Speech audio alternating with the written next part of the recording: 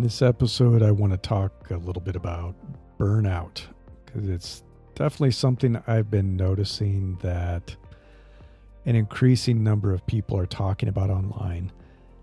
And I'm hearing from my friends and the people that I work with and some of my clients. So I want to take a moment and share some of what I've been experiencing and some strategies that I think will help anyone who's experiencing burnout either avoid it or recover from it.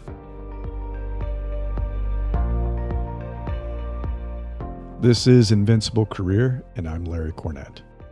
A few weeks ago, I noticed that I was feeling completely burned out.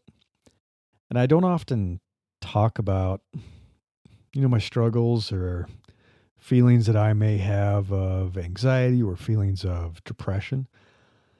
Because in my role as a coach, a leadership coach and a career coach, I try to maintain an upbeat attitude to help my clients feel positive and energized, to conquer their personal challenges. But today I'm going to open up a bit and be more vulnerable than I normally feel comfortable doing. I'm going to lower the walls and admit that the burnout has been hitting me pretty hard. And this has been going on for a few weeks, I guess.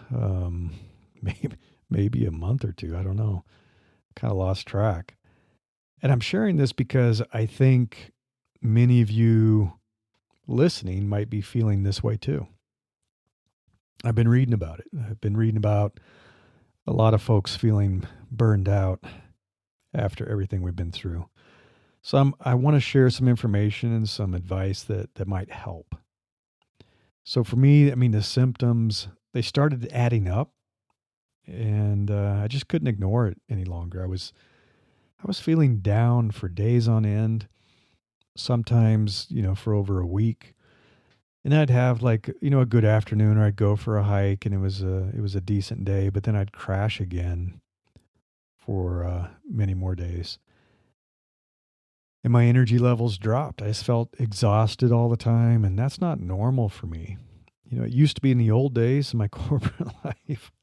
Oh boy, did I feel exhausted. But, that's been a long time. That's been over 11 years. So this isn't normal for me. I was still forcing myself to exercise because that helps me, and it helped a little, but it didn't lift my mood like it used to. And I just didn't feel motivated to work the long hours that I normally do. And I normally work, 12, 13-hour days. I'm running my own business and kind of multiple businesses. And, I don't work 12, 13 hours straight. I kind of blend my work and life, but I work pretty long. Just wasn't feeling motivated to do that. And I wasn't feeling hopeful. I was struggling to be creative and trying to do my journaling and writing, and just found that I kind of had stopped caring about the future, and it just all seemed kind of blank and empty. So I finally had to admit that what I was experiencing was burnout, and it had been a long time since I've experienced this. I'll talk about that later, but that's what it is. And some of it is related to work stress. That's normal, I guess, when you're running your own business. But I think much of it is connected to how long we've had to live under these crazy conditions, all the stuff with the pandemic and the economy and everything, for over a year now. So, if this situation, the pandemic and what's been going on, has left you feeling burned out too, you're not alone. And it's not just me. 62% of people that were surveyed in the fall of 2020, people that were managing or struggling to manage their workload, said they had experienced burnout often or even extremely often in the previous 3 months. 85% said their well-being had declined as well. And I've linked some of this in the newsletter. So if you go to newsletter.invinciblecareer.com, this is issue 273, Are You Experiencing Burnout? You can find some of these links to this research and the surveys. The World Health Organization has gone so far as to include burnout in the 11th revision of the International Classification of Diseases as an occupational phenomenon. And this is how they define it. Burnout is a syndrome conceptualized as resulting from chronic workplace stress that has not been successfully managed.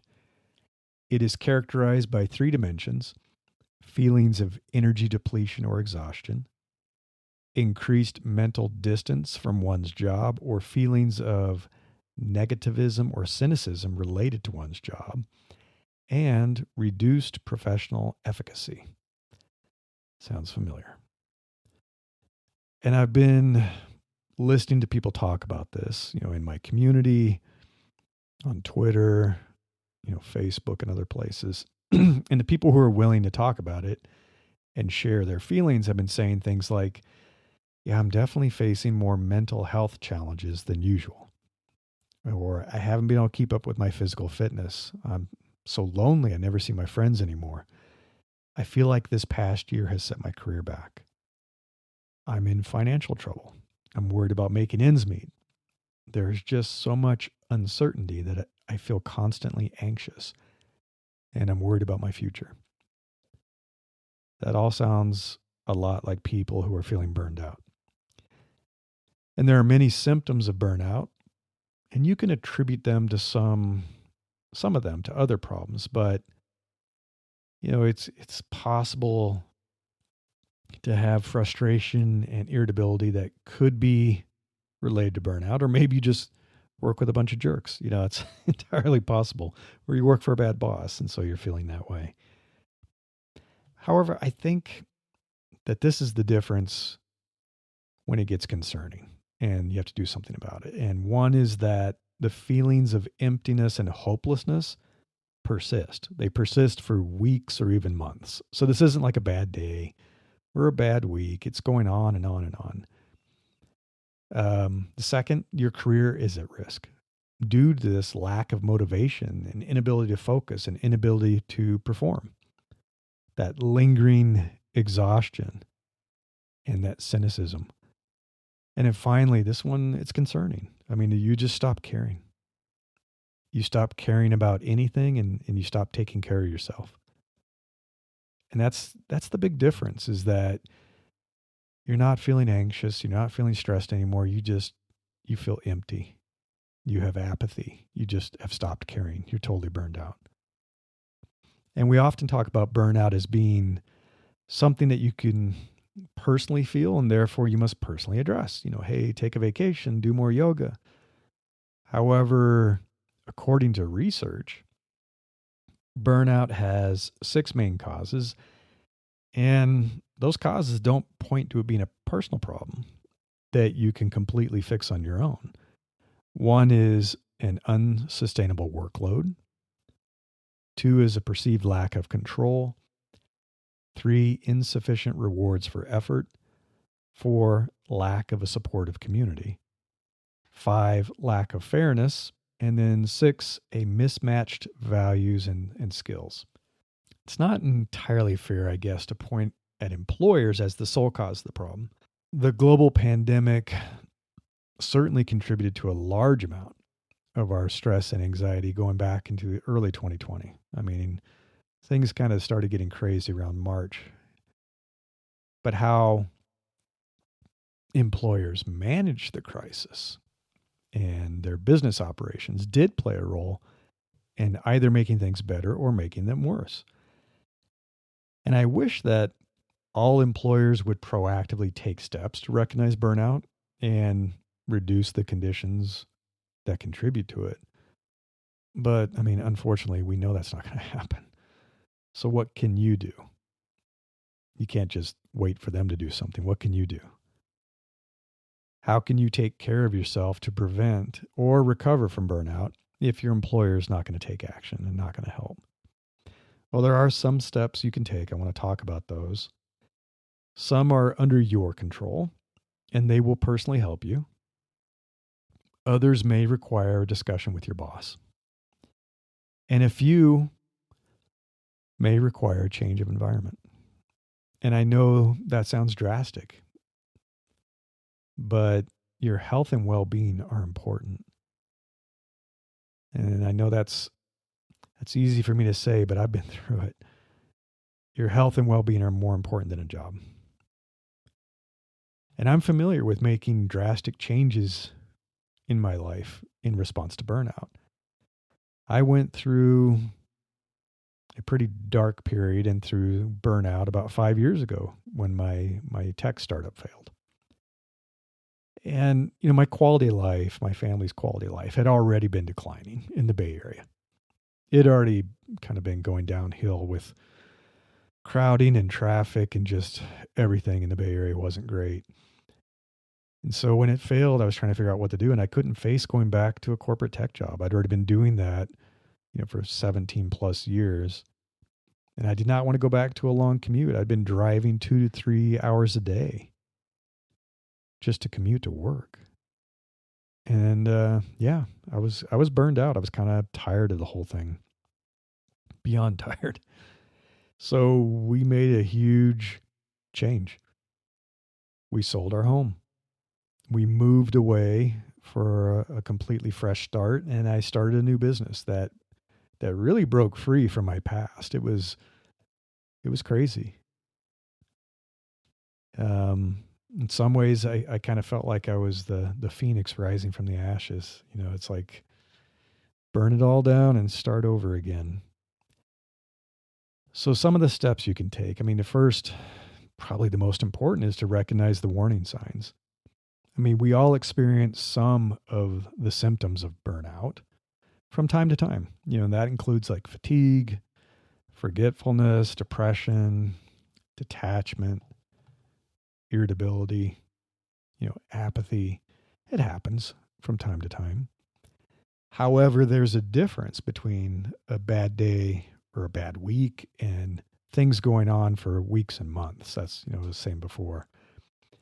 If you are experiencing like a lot of these symptoms, and I link those in the newsletter, and you're experiencing them for a prolonged period of time, and you feel like you're just shutting down, you're not kind of stressed out about it, you're just shutting down, then you're on the path to burning out.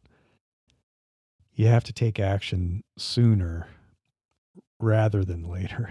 It's easier, better to avoid total burnout than try to recover from it later. It's a lot harder to recover. So, I mean, the second thing you can do is make time to recharge and recover constantly. This can be daily, it can be weekly. You can't wait until you reach burnout and then try to fix it. So if you're in the early phases of what looks like it's going to turn into burnout, taking a break can help. A weekend getaway can help, a short vacation. It may be what you need to kind of recharge your batteries and hit things fresh. It doesn't solve the root problem. So whatever it was that got you into this condition of starting to burn out, it's not solved by you going away on a vacation. You just feel a little bit better. And it helps you recover enough to go back and then dive into addressing those issues so that you don't feel like you're going to burn out again later. One of the most important things you can do is find support, find the necessary support. If you're already experiencing really serious burnout and you need help right now, there are online therapy resources. There's Talkspace, 7 Cups is another great one, BetterHelp, and I link those as well. And that, that's getting some serious help because, you're not feeling like you can continue. However, sometimes all you need to know is that you're not alone. It helps to commiserate with peers who are experiencing the stress and the anxiety and maybe even the early signs of burnout too. Talk with others who can help you work through your feelings and discuss potential solutions. Maybe other people have solutions for the problems that you're facing. I mean, the members of my Career Accelerator community have said that our weekly meetings, we have them a video chat for about an hour every week, that it's been a lifeline. It's been really helpful during a pandemic. We support each other. We provide advice and feedback and guidance. And, we have informal fun too. It's not all like completely talking about career stuff. We just help each other laugh when it's been a bad week. We've all been there. We understand and we support each other and we're always there for each other. So it's been super helpful. One of the important things that some of the research found is that having a sense of purpose helps. It really does. And it can definitely make your work feel more meaningful. There will always be times that work will be stressful, and there's going to be times you feel overloaded. But you can often get through it when you know that what you're working on matters. And I know I've certainly experienced this during my career. There were times that I felt like what I was doing was pointless. And that later was proved to be true. It was pointless. Working on a project that seemed pointless and then it would get canceled after 6 weeks or 6 months. So when I was working like really long hours and dealing with tons of stress, feeling like it was all pointless only made it worse. But there were also times that I knew that my work mattered. And I was excited about what we were launching and building. The hours were crazy. I remember this. This was my time at Apple, I remember. The workload was heavy, but in the end, I was really proud of what we created. That sense of purpose carried me through so that even though I was really tired and exhausted and working too much, I wasn't burned out. I didn't feel hopeless and helpless. Now, if your job never gives you that sense of purpose, that's concerning. Finding a role where you feel like your work matters is a really good investment of your time and energy. It's worth finding that. A big cause of burnout is workload.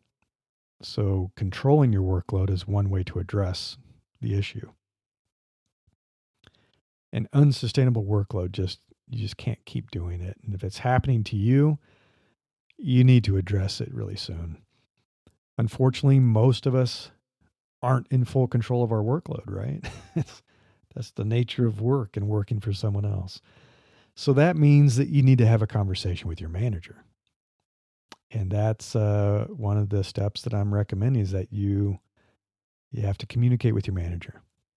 I hope you're one of the lucky few people, and it is few people, who have an amazing manager. If so, just don't be shy about scheduling some time to meet with your manager and discuss how you're feeling. A good manager will want to help you avoid burnout. They really will. Smart ones do. So share how you're feeling, what you think is contributing to the causes. It could be your workload. It could be you're not getting the support you need. Maybe you feel like you don't have control over a project. Be prepared with some ideas for how to address the issues and how to fix the problems and get the support you need. Communicate with your manager. And even if you don't have a great manager, which is probably a lot of people, you still need to have the conversation. If you don't, and the situation continues to be unacceptable, you're going to burn out. You will. I mean, it's inevitable. It's not an easy conversation. It's not a fun conversation. But you need to set some boundaries for your own good. And that's my next recommendation, is to set limits and boundaries.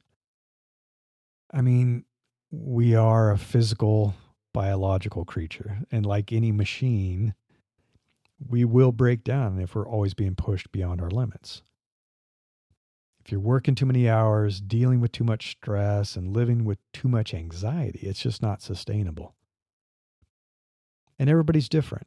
And different things will make people feel differently. And one thing that could stress me out doesn't stress you out. So identify your limits. Know when you need to take time to take care of yourself and to recover. And this is every day. I found that I have to address this in a small way every single day. Otherwise it builds up. If I push myself and I take no breaks and set no limits and have no boundaries day after day after day, the weekend isn't enough to recover. It's just not enough. So you have to think about this as a daily kind of ritual. And I've learned that I need my personal rituals, the ways I get up and make coffee and journal every single morning. That helps me a lot. And the habits that I have to stay healthy and sane, making time for exercise every single day. I had to fight for that. I had to fight for that as an employee. I've had to fight for that as a consultant and running my own business. There were always demands trying to steal that time, and I know I need it. And I know things like having dinner with my family every night are important to me. And I will not allow anyone, I don't care how important the client is, to schedule my time so I miss dinner with my family. So that's my limit. Those are my boundaries. And once you know what you want your boundaries to be, then you have to have that conversation with your manager.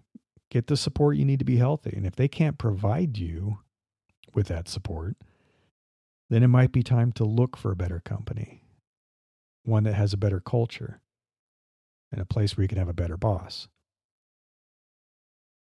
Another important step you can take is to connect with friends and family. Your friends and family provide a different type of comfort and support beyond what a supportive community might give you or a therapist might provide. Just the conversations, the fun, the laughter, the people you're most at ease with, it gives you a welcome break from the stress of work. And while it may be difficult, it does help to set a time every evening when you're done. You're done with work. This is especially important now that many of us are working from home. We're working remotely. There are no boundaries. You don't leave work and drive home. It's there. And so you have to set a time to put away your laptop, to ignore work messages and email and Slack messages and everything, and spend some time with your friends or your loved ones. You have to set boundaries. And I had to start this practice like 13 years ago. It was a problem many years ago, long before all of this. I found that if I didn't, work would consume all of my waking hours. I mean, I could work 24/7 and not ever be done. That's just the way it is. So I had to set those boundaries. I had to put away, work and my phone on the weekends. Otherwise, it completely ruined my weekends. And that was supposed to be time I'm spending with my family, and it's being ruined by work. And that happened a couple of times before I said, enough.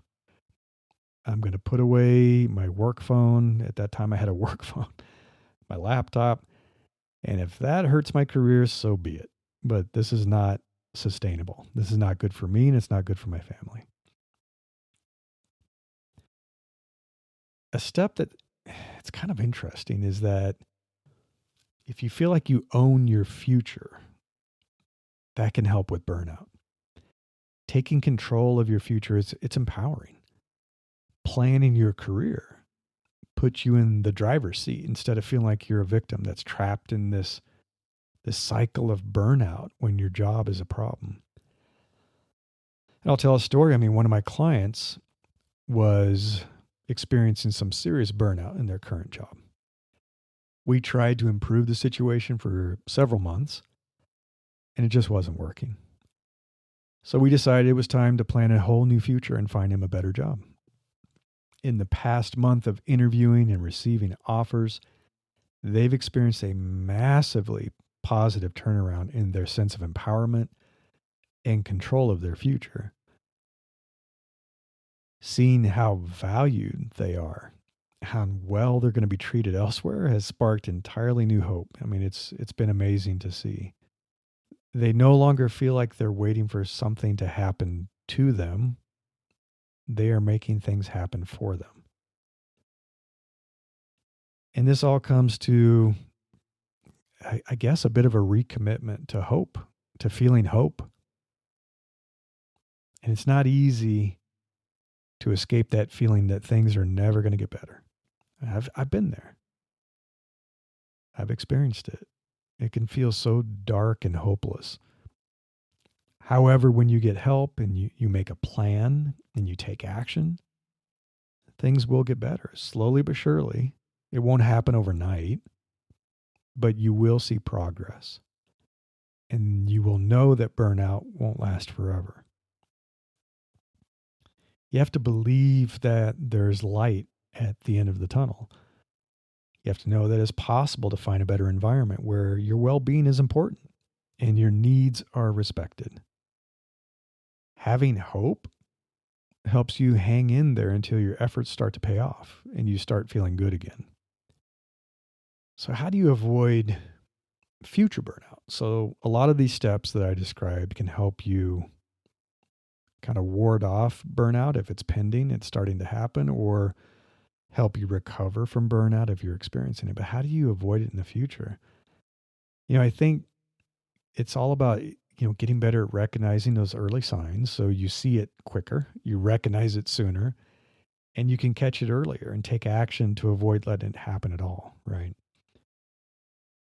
And if you take control of your current work experience and take ownership of your future path, your career path, you'll also be able to keep things from getting out of control again. That's why I talk about invincible career all the time. I want you to have an invincible career where you're in control. There's nothing better. There's nothing better than being in control of where you're going.